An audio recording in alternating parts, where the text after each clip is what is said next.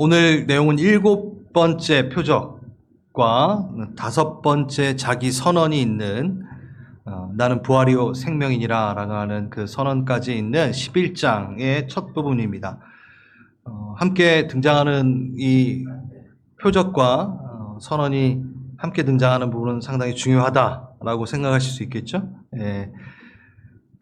표적을 통해 자신을 구약에서부터 말해왔던 그 메시아 그리스도다라는 것을 드러내십니다.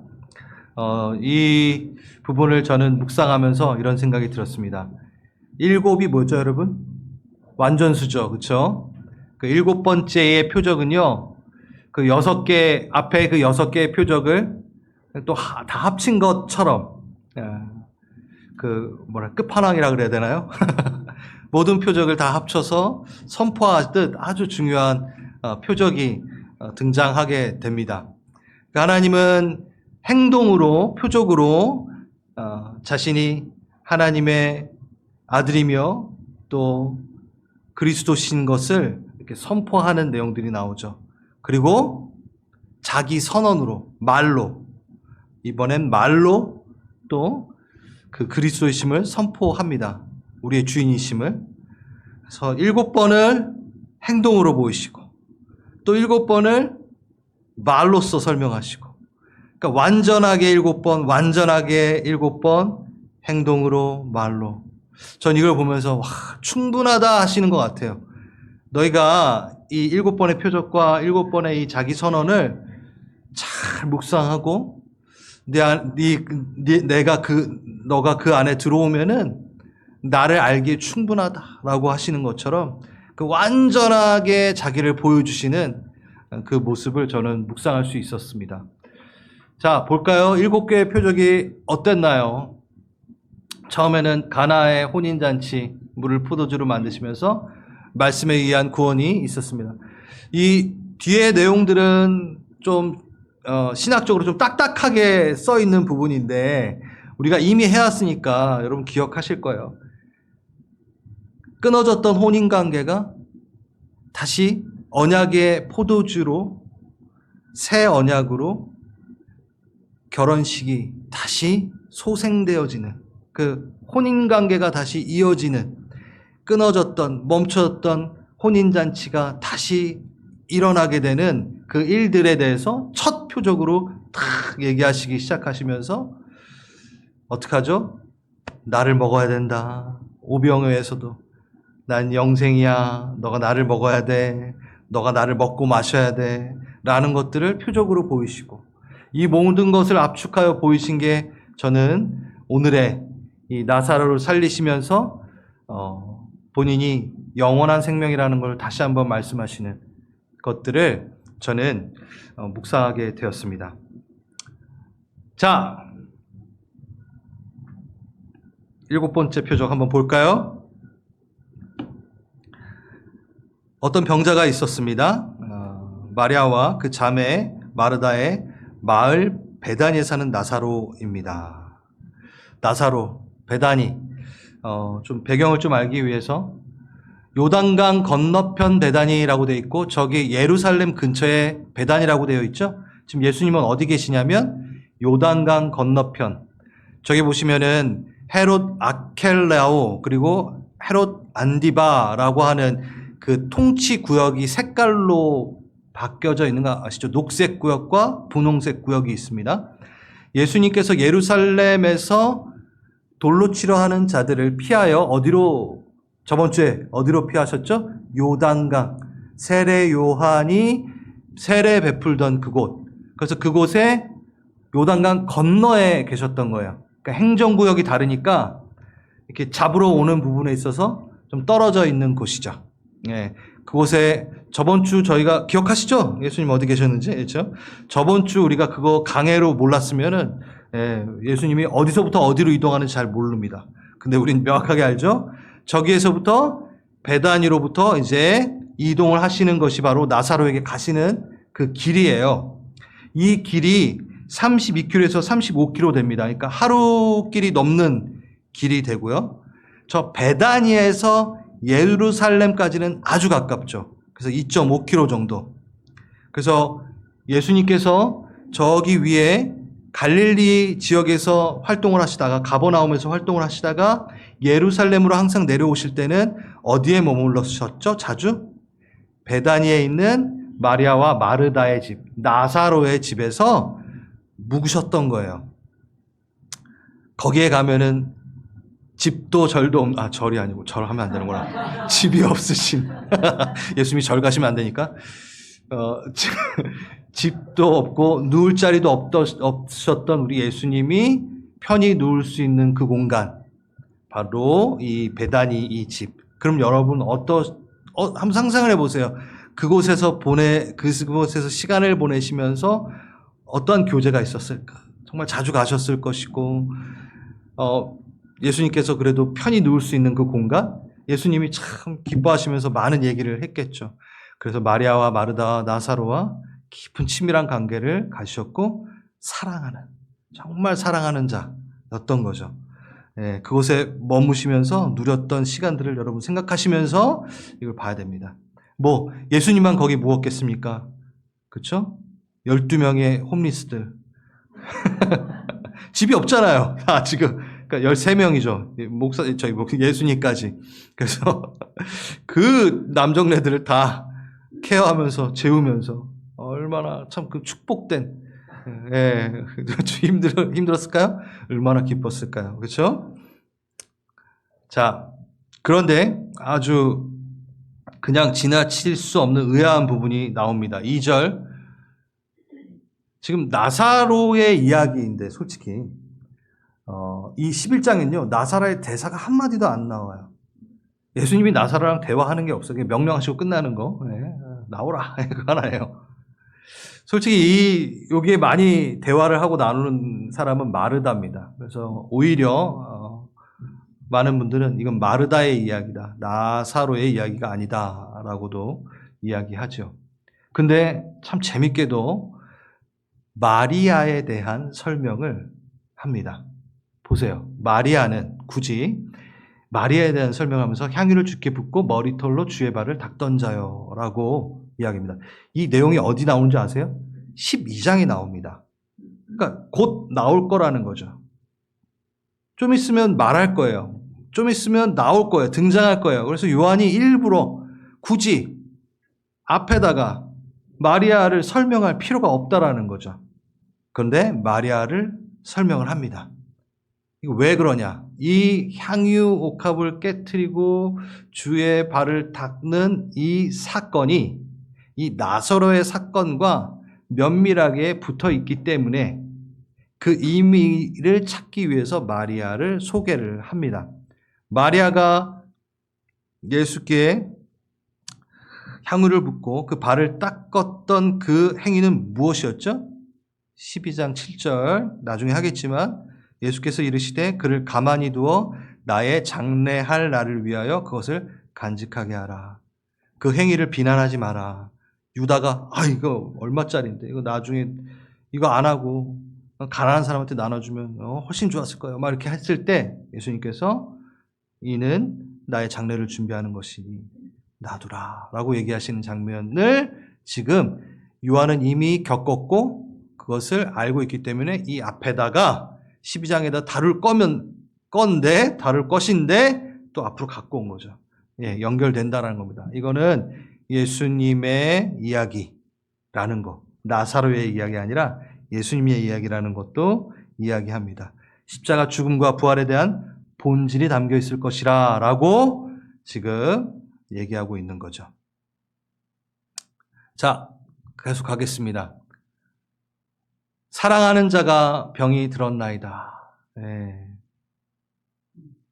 주님이 사랑하시는 자, 나사로의 정체성입니다. 어떤 친밀함이 있었는지는 이 내용 가운데 들어가 있지는 않아요. 무슨 대화를 했고, 어떠한 얘기를 했고, 이런 거는 없어요. 근데 그냥 정체성 하나, 나사로는 예수님이 너무 사랑했던 사람입니다. 제자 나사로라고 하고 얘기하지도 않고, 누구의 아들, 뭐라고 얘기하지도 않아요. 이때 누군가를 설명할 때 누구의 아들 이렇게 설명을 하잖아요. 그렇죠? 그리고 어디에 사는 누구라고 하지 않고 사랑하는 자. 예수 당신이 사랑하는 자. 누가 보아도 예수님은 나사로를 너무 사랑했어 라는 걸 알고 있는 자. 그렇게 정평이 나 있는 자. 너무 좋죠. 그 호칭. 요한도 자신의 정체성을 마지막까지, 이 요한복음이 끝날 때까지 자기의 이름을 한 번도 넣지 않습니다. 계시의 정점에 서 있는 그 요한이 자신을 표현할 때 나는 마지막까지 살아남아 요한계시록까지 쓴 사도 요한이 막 이렇게 안 하고요. 자기 이름 하나도 안 넣고 사도 중에 사도 요한 이렇게 하지 않고 예수님이 사랑하시던 자, 똑같은 이 호칭을 자기에게 써요. 이 호칭이 제일 좋았다라는 거예요. 정말 좋은 호칭이라는 거예요. 자신을 뽐내려고 주님이 사랑하시던 자, 제자 이렇게 얘기하지 않았어요. 이걸 왜 그랬죠? 여러분, 이건 개관 때 얘기했는데 요한이 의도적으로 자기의 이름을 밝히지 않고 집어넣고 숨겨놓고 요한복음을 읽는 독자들에게 너가 그 자리에 들어가 봐 라고 하는 거예요. 자기의 이름을 빼놓고 사랑하는 자. 예수님이 사랑하는 너네, 거기 내 요한이 들어가야 될 그 자리에 너가 한번 들어가 봐. 그래서 그의 품에 안겨봐 라고 이야기하시는 것 같다라고 제가 말씀을 드렸습니다. 똑같습니다. 지금 이 나사로의 정체성, 사랑하시는 자, 예수님이 사랑하시는 자. 나사로는 우리를 얘기합니다. 우리를 너무 사랑하시는 예수님이 그 사랑하는 자에게 어떠한 태도를 보이시며 어떠한 행동을 취하시는지를 잘 봐라 라고 이 11장은 출발하는 겁니다. 나사로, 2000년 전에 죽다 살아난 그 사람, 아니요. 나사로의 자리에 여러분이 지금 앉으시고 그 사랑하는 자에게 하나님이 어떻게, 예수님이 어떻게 대하시는지 같이 살펴보겠습니다. 네. 그렇게 가실 거죠? 네.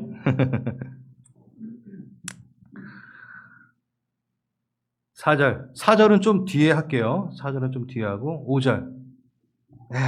예수님이 너무 사랑하시는 자.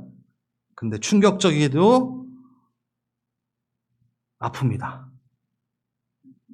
지금 엄청 아프고 이제 곧 죽어요. 여러분, 예수님이 너무 사랑하시는 사람도 아프고 죽습니다. 근데 웃으면서 얘기하니까 너무 이상하네요. 네. 우리가 그 자리에 들어가 보는 거죠. 하나님 사랑하시니까 아무 일도 안 아니에요. 우리는 아파요. 그리고 죽어요. 네. 그리고 너무 황당하게도 5절, 6절에 큰 모순이 있습니다.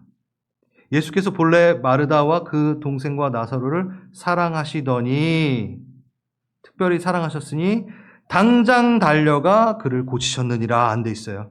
나사로가 병들었다함을 듣고 계시던 곳에 이틀을 더 유하시고. 이거 완전한 모순이죠. 그러니까 한글 번역에 빠져 있는 접속사가 하나 있는데 헬라어 운이라는, 그게 뭐냐면요. 그러므로, 제가 지금 그러므로라고 가로치고 넣어놨잖아요. 저희 한글 성경에 원래 없는 건데 헬라어 원본에는 있어요. 그러므로. 더 말이 안 되죠. 나사로를 너무 사랑하시는 그 병이 걸렸다는 그 나사로의 소식을 듣고 그러므로 이틀을 더 유하시느니라. 정말 말도 안 되게 이렇게 표현을 한 거예요. 이건 뭐냐면요. 이걸 중점적으로 봐라라는 얘기죠. 여러분, 말씀만으로도 치유하셨던 예수님이세요. 예. 왕의 신하의 아들을 고치는 두 번째 표적 때 그랬잖아요. 말씀만으로도 믿어가지고 그 아이가 낫잖아요. 예. 그러니까 얼마나 기대했겠어요. 마르다하고 마리아하고 누군가를 보내가지고 나사로가 아프다 그럴 때 말씀만으로도 고치실 그분이 탁 얘기하셔가지고 갑자기 탁 낫는 그 상상을 했겠죠. 왜? 맨날 우리 집에 와가지고 밥도 얻어 드시면서 잘 지냈는데, 우리를 너무 사랑하는데 다른 사람보다 더 특별하게 말씀만으로 빨리 고치실 거라고 생각했겠죠. 아니면 막 그 소식을 듣자마자 달려오실 예수님을 상상했겠죠. 근데 이틀을 더 유합니다. 이틀을 더 유합니다. 그러니까 이것은 분명하게 밝히고 싶은 의도가 예수님에게 있다라는 거죠. 오늘 읽지 않았지만 지쳐야 오시는 그 예수님에 대해서 마리아, 마르다는 섭섭함이 묻어나옵니다. 11장 20절 마르다는 예수께서 오신다는 말을 듣고 곧 나아가 맞이하되 마리아는 집에 앉았더라. 삐진 거예요. 예수님이 늦게 오셨어요. 오빠는 벌써 죽었어요. 너무 삐져가지고 나가지도 않았어요.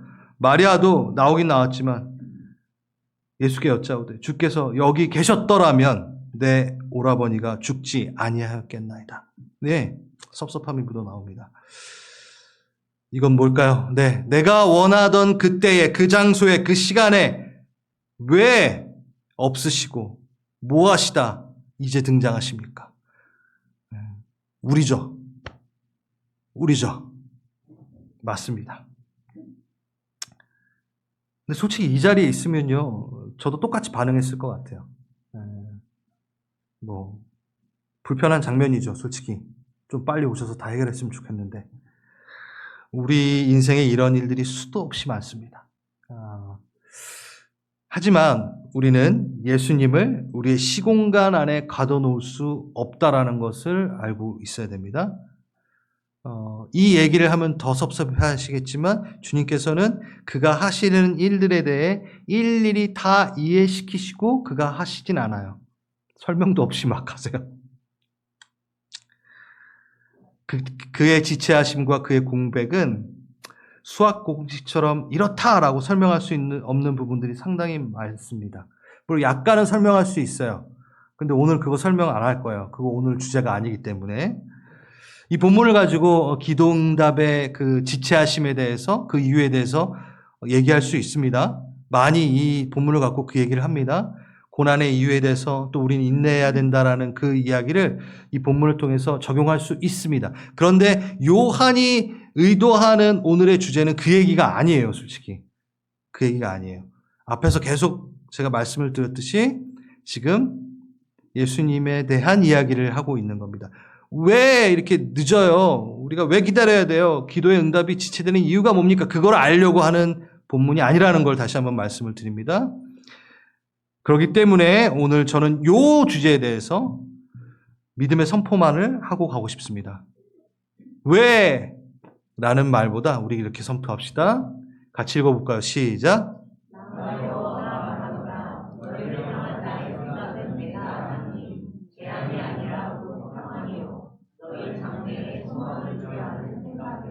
아멘. 아멘. 여러분 읽기만 하고 아멘을 안 합니다. 아멘. 네. 그래요. 지체됨이 있습니다. 이해함이 못할 수 있습니다. 하지만 예수님의 계획은 재앙이 아니요 평안인 것을 우리는 믿습니다. 아멘. 네. 그분은 목적 없이 우리에 대한 어떠한 일을 시작하시는 분이 아닙니다. 분명한 목적과 계획이 있고 움직이시는 분이십니다. 무엇보다 그분은 사랑하는 자를 언제 구원해야 될지를 가장 잘 아시는 분이십니다. 그래서 우리는 시간이 지나 일의 결과를 보게 되면 정말 1mm도 오차 없이 하나님의 계획과 개입하심이 그 결론이 아름답게 맺어지는 것을 인생에서 많이 체험하죠. 그래서 예수님의 부재는 그리고 그가 지체됨은 결코 정체가 아니요 놓치거나 잃어버리게 되는 결론으로 마무리되지 않습니다. 여러분 벌써 우리가 저번 주에 했잖아요. 절기 때마다 명확하게 나타나셔서 그가 하실 것을 하십니다. 그러니까 우리의 때에 정확하게 나타나셔서 그가 하실 것을 하실 겁니다. 우물가의 여인을 만나기 위해서 어떻게 하셨나요? 새벽녘에 떠나셔가지고 정오에 정확하게 만나시려고 하시는 그 시간 타이밍도 예수님이 정확하게 계산하시는 분입니다. 그랬더니 우리가 원하는 시간 타이밍이 아닐 뿐이지 그분은 우리를 위해 정확하게 움직이시는 분임을 여러분 믿으시기 바랍니다. 네. 뭐 누구는 극적인 연출을 위해 늦게 가셨다. 맞아요. 그걸 극적인 연출이라고 말할 수는 있겠죠. 하지만 조금 이 말을 조심해야 되는 게 예수님이 우리를 수단 삼으십니까? 하나님의 영광을 나타내기 위해서 우리를 이용하십니까? 아닙니다. 그 질병과 죽음과 고난에 대한 부분에 있어서는 우리의 죄 가운데 시작되어 있는 부분이죠. 그 악을 선으로 돌리시는 분이시지 주님은 이 악을 선으로 돌리시면서 사용을 하시는 거지 우리 자체를 수단으로 삼지는 않으세요. 여러분, 수단 삼는다는 것은 뭐냐면 그 목적을 이루기 위해서 수단을 삼고 나서 그 목적되고 그 수단 삼았던 것은 버리는 게 바로 수단 삼는다라는 거예요. 근데 예수님께서 우리를 자신의 영광을 드러내기 위해서 우리를 그렇게 수단 삼으셔서 버리시나요? 아니에요. 수단 삼으시지 않습니다. 우리의 아픔을 이용해서 자기의 영광을 드러내는 그런 분이 아니세요. 이미 망가져 있는 우리를 살리시는 것은 맞습니다. 자, 끝까지 들어주세요. 오늘 그 얘기가 나오니까. 보겠습니다. 4절, 우리 잠깐 넘어갔던 4절이 바로 그 얘기입니다. 이 병은 죽을 병이 아니다. 하나님의 영광을 위함이고 하나님의 아들이 이로 말미암아 영광을 받게, 한마디로 해서 예수 그리스도가 영광을 받게 될 일이다 라고 이야기합니다. 이것은 죽을 병이 아니다 라고 말한 건 당연히 사망이 최종적인 사건이 되지 않을 것이다. 이건 사망으로 끝나지 않을 것이다 라고 선포하는 부분이죠. 근데 어떤 목적을 두고 계신다? 하나님의 영광, 예수가 받으실 영광. 이 영광이 무엇인가에 대한 부분을 잘 봐야 돼요. 네. 자, 그걸 보기 위해서는 7절을 먼저 보겠습니다. 그리고 8절도 보고 16절도 봐야 돼요. 예수님께서 어디로 가자 그러시나요? 유대로 다시 가자예요. 다시 가자. 이 앞에서 유대에서 어떤 장면이 있었죠? 돌로 치려고 했던 그 장면으로 피하여 왔고 다시 간다라는 거는 그 자리로 가신다라는 거예요. 맞잖아요. 유대인들이 돌로 치려 하는 또 그리로 가시려니까. 그러니까 나사로에게 간다라고 얘기하지 않아요, 지금. 그리고 16절에도 지금 도마가 뭐라고 해요? 가자고 하니까 우리도 죽으러 가자! 막 이러는 거예요. 그러니까 가면 죽는 거야 라는 거를 알아요. 예수님도 알고 제자들도 이거 큰일 난다 이제. 그러니까 도마가 죽으러 가자 우리도 막 이렇게 얘기한 거예요. 그러니까 지금 이 내용이 왜 요한이 이걸 왜 이렇게 썼냐면 나사로에게 가자라고 하지 않아요. 다시 유대로 가자. 다시 돌 맞으러 가자. 다시 나는 죽으러 간다. 그 자리로. 순환을 당하시는 그 자리, 죽으시고 부활하실 그 자리. 예수님의 비장한 말입니다, 이거는. 십자가로 가자라는 얘기인 거예요. 자, 나 이제 십자가로 가겠다. 돌팔매질이 있고 채찍질이 있고 가시가 있고 곧 박혀질 못이 있는, 손발을 뚫어버리는 못이 있는 그 순환의 그 길로 가자라고 말씀하시는 거예요. 십자가로 가자. 자, 이건 뭐냐면 죽은 나사로를 살리러 가자라기보다는 죽은 나사로를 살리기 위해서는 나 십자가에 죽으러 간다라는 얘기입니다. 이 걸음과 이 이동과 이 장소는요, 이 겹쳐지는 상관관계가 있는 거예요. 나사로만의 얘기가 아닌 겁니다. 요한은 그걸 말하고 싶었습니다. 우리를 살리기 위해 그분은 죽으러 오시는 분이시다. 내가 죽어야 나사로가 영원히 산다. 라는 얘기죠. 사랑하는 자 대표하는 나사로. 누구? 우리를 위해 죽으러 오시는. 내가 죽어야 사랑하는 자들이 살 것이다. 이것이 바로 그가 받으실 영광이라고 하는 겁니다. 십자가 영광이라고 우리가 얘기하죠. 여러분 잘 생각해 보세요. 십자가 영광이라는 게 여러분은 어떤가요? 영광 하면은 딱 떠올리는 느낌이 칭송받고 자랑받아지는 것들, 누군가를 통하여 이 높임받아지는 걸 영광이라고 우리는 생각을 합니다. 아니면 우리는 그 영광이 우리가 취하게 되는 어떤 이득과도 상관이 있어요. 뭔가를 뺏기고 그러면 영광이 아니죠. 뭔가 이윤이 남는 것이 우리에게 영광이 된다. 명예라든가 영광스럽다라는 거는 막 초라한 게 아니잖아요. 그렇죠? 오늘 왜 이렇게 다 호응 좀 해주세요. 예? 그렇잖아요. 근데 예수님은 십자가 영광이래요. 이거 좀 말이 안 되는 거예요, 솔직히. 그 영광이라는 단어 자체가 십자가랑 어울리지 않죠.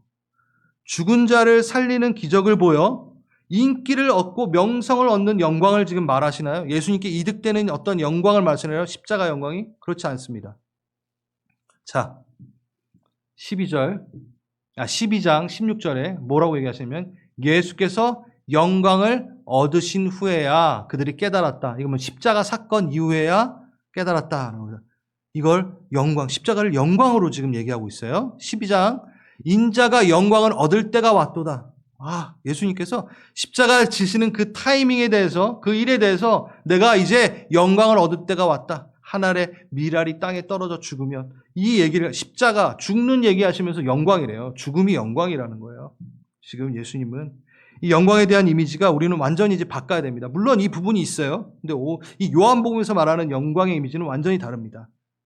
그 영광은요, 답부터 말씀드리지만 회복된 우리와 나누는 관계의 사랑을 그분은 영광이라고 표현하고 계세요. 그게 너무 영광스럽다라고 말하고 계세요. 자, 영광은 어디로부터 왔습니까? 우리가 하나님께 영광 돌린다고 할 때 그 영광은 어디서부터 생성됐고, 네? 어디 하나님으로부터 올 수밖에 없어요. 우리 안에는 영광이 없어요. 더럽고 추한 것밖에 없습니다. 그럼 우리가 영광 돌린다라는 건 정말 돌린다라는 거거든요. 하나님께서 내게 영광을, 그 영광, 얼굴의 빛을 비치심으로 나는 살아나 하나님께 반응하여 영광을 돌리는 거죠. 그럼 그 영광은 원래 어디? 본체, 영광의 본체이신 하나님이 갖고 계셨던 거예요. 근데 그분은 그것을 영광이라 하고 두지 않으시고 우리와 나누시고 상호 교환하시며 교제하심을 영광스럽다라고 표현하시는 거예요. 너는 어둠에 있어. 넌 영광스럽지 않아 하고 나는 영광이야 하고 이러고 계신 분이 아니라는 거예요. 그걸 영광이라고 표현하신 적이 한 번도 없어요. 뭐요? 내 영광을 받은 자가 그 찬란한 영광 가운데 회복돼서 나에게 반응할 때 그 자체, 그 상태를 영광이라고 얘기하시는 분이시라는 거죠.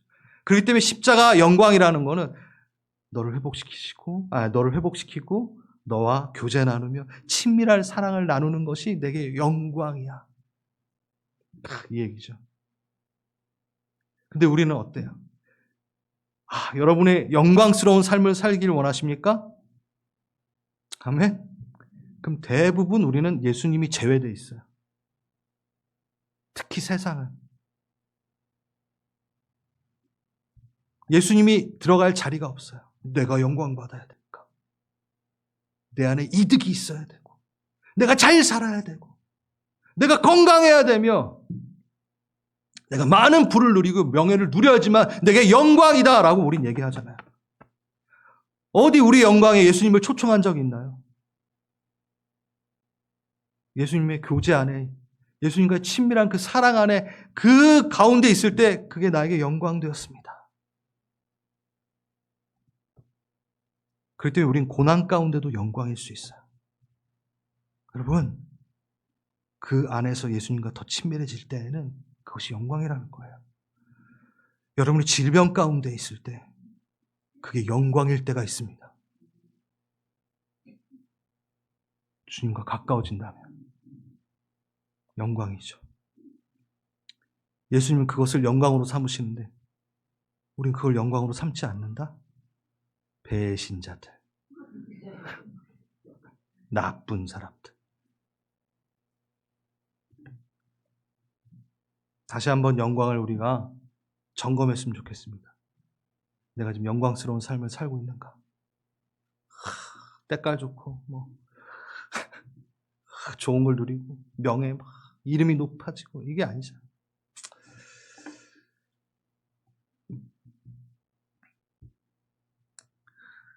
제가 이제 부르심을 받아가지고 이제 선교사로 파송되면서 나올 때 이 얘기가 되게 재밌어요. 근데 이거 오늘 하진 않을 거예요. 제가 여러분에게 간증을 안 한 것들이 상당히 많아요, 아직도. 예. 근데 딱 출발할 때 되게 많은 일이 있었는데, 그때 하나가 뭐였냐면 그거였어요. 전 그때 성공에 메말라 있었던, 목말라 있었던 사람이었어요. 더 많은 부와 더 많은 명성과 그런 거를 추구했던 젊은이였죠. 당연히 우리 젊을 때 그러잖아요. 물론 젊을 때 저보다 더 신앙이 좋으신 분들도 있겠지만 그때 주님이 그러셨어요. 너가 남들이 봤을 때 성공했다라는 그런 말, 그런 표현을 넌 못 듣게 될 거야. 충격이었죠. 왜냐하면 사역도 성공을 해야 되는 거 아니에요. 예? 그 성공을 넌 못할 거야. 성공이라는 말을 못 들을 거야 라고 주님께서 말씀하실 때 그걸 반대로 말하냐면 넌 실패할 거야 라고 한 거예요. 네. 그때 주님이 자, 너 이제 그러면 그만둘 거니? 너 그러면 안 나갈 거니? 그때 저는 어떻게 했어요? 그때는 막 믿음이 뿜빠뿜빠 막 이렇게 내 믿음이 아니었어요. 그때는 주님이 막 믿음이 은사일 때가 있거든요. 주님이 막 주실 때였으니까 저 성공 다 필요 없습니다. 실패해도 가겠습니다. 그때 주님이 막 기뻐하시면서 제게 주신 어떤 거는 우리의 성공은 하나님이 기뻐하시는 일을 하는 것이지 그 일이 어떤 성과를 얻는 것이 성공은 아니다라는 것. 우리가 어떠한 길을 걸을 때 그거에 좋은 성과를 내는 것에 우리는 성공이라고 생각을 많이 하잖아요. 사역도 똑같아요. 네. 성도들 더 많아지고 막 대형 교회 목사가 되고 막 영광스럽잖아요. 막 아니라는 거. 병들 수 있어요. 낭망할 수 있어요. 점점점 새가 줄어들 수 있어요. 그러나 주님이 가라고 하셨던 길을 간다면 그건 성공인 거죠. 그걸 벗어나지 않으면 성공인 거죠. 하나님이 기뻐하시면 그게 성공인 거죠. 네, 그걸 얘기하는 겁니다. 그겁니다. 우리의 영광의 길은 무엇일까? 네. 이거 얘기하면 시간이 가서 안 하려고 했는데 하게 됐네요. 9절. 네. 이걸 제가 안 읽었나요? 안 읽었군요. 내게 주신 영광을 내가 그들에게 주었사오니. 예수님이 그러는 거예요. 하나님께서 내게 주신 영광을 내가 그들에게 주었으니 이는 우리가 하나 된 것 같이 그들도 하나 되게 합니다. 지금 영광을 주었다라는데 뭐요? 하나 되게 함이라는 말로 바꿨어요. 성부 하나님과 성자 하나님이 영광 가운데 하나됨. 하나됨이 영광이라는 거예요. 그러니까 너희가 이 제자들도 우리와 함께 하나 되는 게 그들에겐 영광이고 그 일을 이루는 것이 바로 영광이다 라고 얘기하시는 친밀함을 영광이라 라고 하시는 그분. 네. 9절 10절 낮이 12시간이 아니냐 사람이 낮에 다니면 이 세상의 빛을 보므로 실족하지 아니하고 그러니까 유대로 가면 안 됩니다 라고 제자들이 얘기하니까 이 말씀을 하신 거예요. 뭐냐면 되게 간단합니다. 나는 어디로 가는지 밝게 알고 있다. 지금 무슨 일이 진행되고 나는 무엇을 일을 하는지 나 다 내 계획 아래 있어. 내가 이 상황을 지배하고 있어 라고 말씀하시는 거예요. 네, 이건 짧게 넘어가겠습니다. 그리고 오늘 이제 마지막 또 이르시되 우리 친구 나사로가 잠들었도다. 그러나 내가 깨우러 가겠다라고 하니까 제자들이 뭐라 그래요? 잠들었으면 낫겠나이다 라고 어떤 육체적인 생리적인 잠으로 이해한 거예요. 그러니까 예수님이 또 설명합니다. 그의 죽음을 가리켜 말씀하신 것이라. 그래서 밝히 이르되 그는 죽었다라고 다시 한번 말씀하십니다. 참 이 장면이 재밌어요. 이 사건이 공생의 끝자락에 있었던 사건인 것을 여러분 기억해야 됩니다. 이 사건 자체가 그 앞에도 죽은 자를 살리는 사건이 있었어요.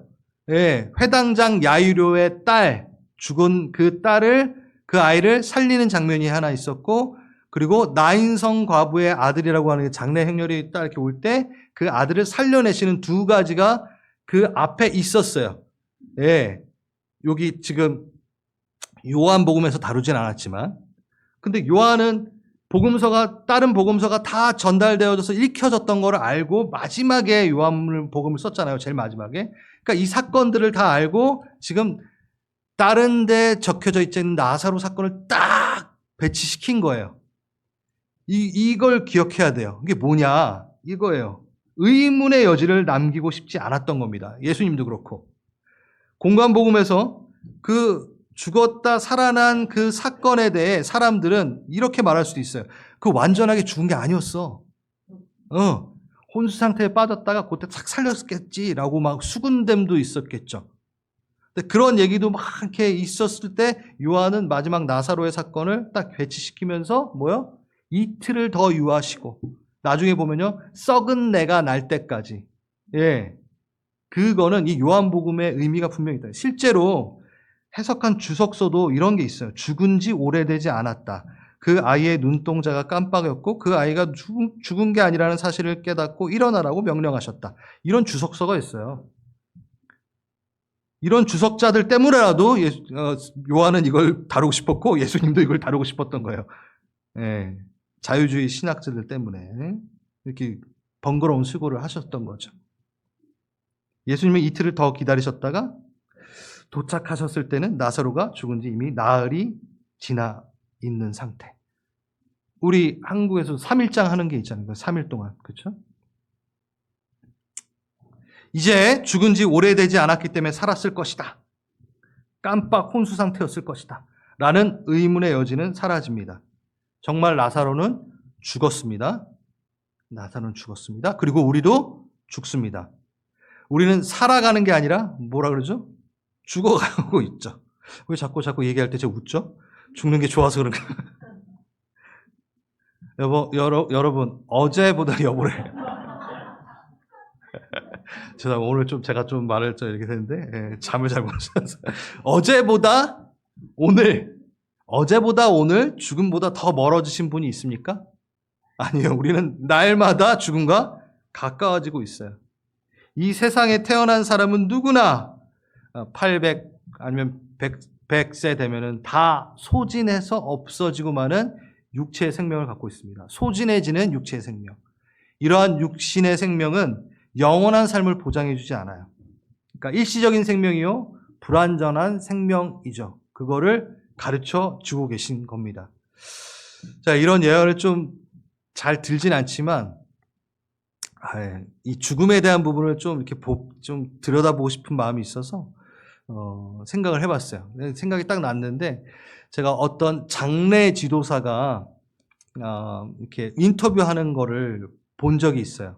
근데 그 장례 지도사가 그러니까 죽음을 되게 가까이 보는 거죠. 항상 출근을 하면은 죽음의 자리에 있는 정말 예기치 못한 상황 가운데 죽음을 맞이한 사람들을 봤을 것이고 그래서 마지막 인사도 제대로 하지 못한 가족들이 너무 슬퍼하는 그 장면들을 너무나 죽음을 가까이서 보는 장례 지도사가 습관이 하나 생겼대요. 그게 뭐냐면 집을 나설 때 어머니랑 아버지한테 주무시고 계신데도 새벽에 나가는데도 무조건 깨워 인사하고 나가는 버릇.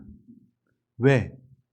내가 나갔을 때 다시 돌아오지 못하는 어떠한 일이 생겼을 때 마지막 인사도 못하고 자기가 떠날까봐 그 장례 지도사가 그러한 습관이 생겼다는 거예요. 그래서 부모님도 곤히 자고 있어도 그걸 깨워서 인사하고 나간대. 지금 우리가 웃지만 그 마음이 뭔지 아세요? 죽음이 너무 우리 안에 가까이 있고 옆에 있구나. 그리고 그 아쉬움 막 이런 부분들이 있던 거죠. 그러니까 죽음이라는 거는 멀리 있는 게 솔직히 아닙니다. 최근에 또 아버님을 소천하셔가지고 하늘로 보내신 우리 장로님도 계시면 우리 다 그런 시기에 있잖아요. 또 어르신들은 죽음 가까이 있습니다. 근데 그 시간들에 대해서 우리가 어떻게 행동을 할 거냐에 대한 부분은 우리의 결정에 남아 있는 거죠. 9.11 테러 그때 비행기가 이제 떨어지는 그 순간 가운데 많은 사람들이 그때 문자 메시지를 했다 그랬잖아요. 가족들한테.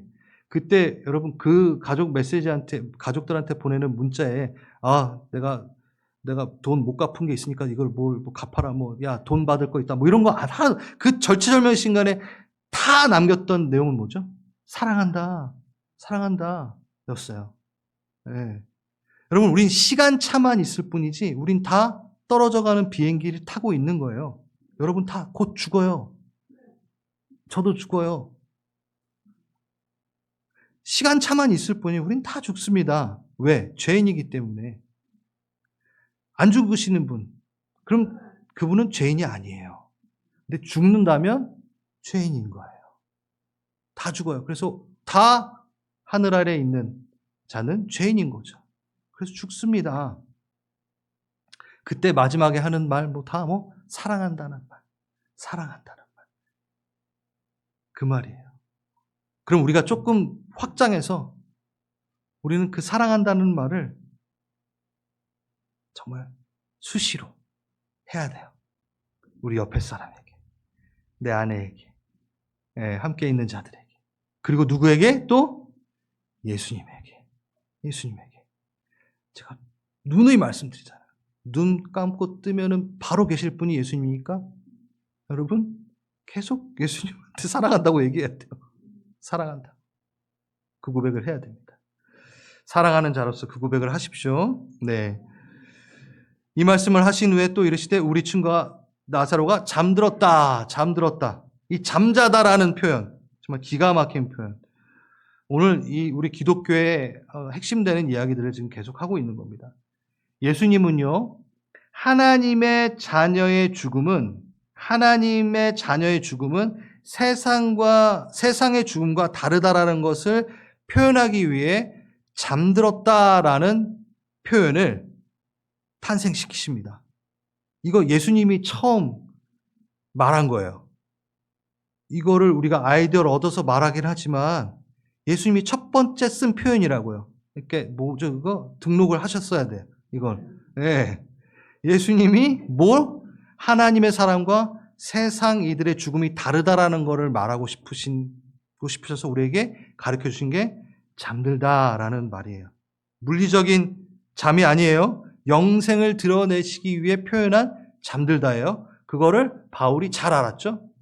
다시 살아나사 잠자는 자들의 첫 열매가 되셨도다. 네, 우린 다 잠자는 죽은 자들. 육체적으로 죽었을 때. 네, 51절. 우리가 다 잠잘 것이 아니요 마지막 나팔의 순식간에 호련히 다 변화되리라. 이건 뭐냐면 계속 자고 있는 게 아니라 우리는 깰 것이다 라고 이제 말하고 있고, 그러니까 잔다라고 표현을 합니다. 세상 사람들은 어둠이 생명을 삼킨다라고 표현해요, 대부분. 그렇죠? 근데 성경은 아닙니다. 사망을 오히려 생명이 삼키는 겁니다. 완전히 다른 거예요. 네. 사망이 있으면 생명이 삼켜 이기는 거죠. 우리는 사망에 지배받지 않는 거죠. 그래서 방금도 말했지만 죽었다와 잠자다라는 거는 정말 다른 거예요. 표현 자체가. 그래서 우리는 잘 겁니다. 육신으로는 죽지만 우리는 잠들 겁니다. 그래서 이 표현이 얼마나 안심스럽고 평안한지. 자, 여러분 잠자고 눈 딱 뜨면 예수님이 있다. 그래서 여러분 사망을 두려워할 필요 없다. 자, 진짜 해봅시다. 눈 잠깐 감으세요. 뜨세요. 요게 죽음입니다. 하나도 안 겁나요. 하나도 불쌍하지 않고 예수 안에 있다면 하나도 슬프지 않을 수 있어요. 눈 감았다 뜨는 게 사망, 죽음, 끼까이 거, 그까이 거 그만큼 짧고 우리에게 영향력이 없다는 겁니다. 그것을 말해주고 싶은 거예요. 잠들었다. 잘 자고 일어나면 얼마나 기분 좋아요. 그렇죠? 잠도 축복인데. 주님이 좋은 잠을 주시기를 축복합니다. 잘 자고 깨어나는 것처럼, 너무 기분 좋게 깨어나는 것처럼 우린 부활을 맞이하는 거죠. 그래서 우리는 육신의 장막을 벗는 것에 대해 두려워할 필요 없습니다. 눈 감았다 뜬 정도라는 거죠. 그래서 척 스미스 목사님이 이런 얘기를 하셨어요. 언젠가는 여러분이 신문에서 척 스미스가 죽었다라는 기사를 읽게 될 것입니다. 돌아가시기 전에 쓰신 거예요. 그러나 그 기사는 충분한 정보를 전달한 것이 아닙니다. 그렇게 믿지 마십시오. 정확히 말하려면 이렇게 써야 됩니다. 척 스미스가 오래되고 낡은 천막으로부터 벗어나서 새롭고 아름다운 궁전으로 이사했습니다. 아멘. 육의 장막에서 벗어나 완전한 집으로 이주하였습니다. 새 집으로 이제 가는 거예요. 후패하고 병 들어가는 내 몸 벗고 병 자주 들리는 내 몸 벗고 완전 새삥 부활체를 입고 새로운 집에 거하는 것. 이 소망은요, 우리 기독교 안에 있습니다. 예수 안에 있습니다. 놓치지 마십시오. 그리고 이거를 쉬 여기지도 마시고 무가치하게 여기지 마시고 귀중하게 여기십시오. 만일 땅에 있는 우리의 장막이 무너지면 하나님께서 지으신 집, 곧 손으로 지으신 것 아닌 하늘에 있는 영원한 집이 우리에게 있는 줄 알 것이니라. 예수님은 잠잔다라는 그 표현을 통해서 우리에게 부활의 삶에 대해서 가르치고 싶습니다. 그렇게 원하신 겁니다. 그래서 17절부터 이 부활의 삶에 대해서 다음 주에 할 것입니다. 시간이 충분치 않아 이 부분을 다 같이 다뤘으면 좋겠지만 좀 나눠서 다루려고 합니다. 그런데 오늘 마무리하면서 저희가 마지막 하나님께서 나에게 주신 메시지는 뭐였을까라고 했을 때 명확한 게 이거 있었어요. 잘 들으세요. 여러분, 육의 장막을 벗는 것에 두려워하지 마십시오. 다만 여러분의 영혼이 죽는 거에 대해서 두려워하십시오. 여러분의 영혼의 상태에 더 관심을 가지십시오. 우린 몸이 죽는 것을 두려워하며 삽니다. 그건 세상이 하는 것이고 우린 영혼이 죽어가는 것, 영혼이 죽는 것을 두려워해야 돼요. 내 영혼이 주님과 멀어지는 걸 제일 두려워해야 돼요. 그게 믿는 자의 본질입니다. 아멘. 우리가 그렇게 사시는 분들 다 같이 일어나겠습니다.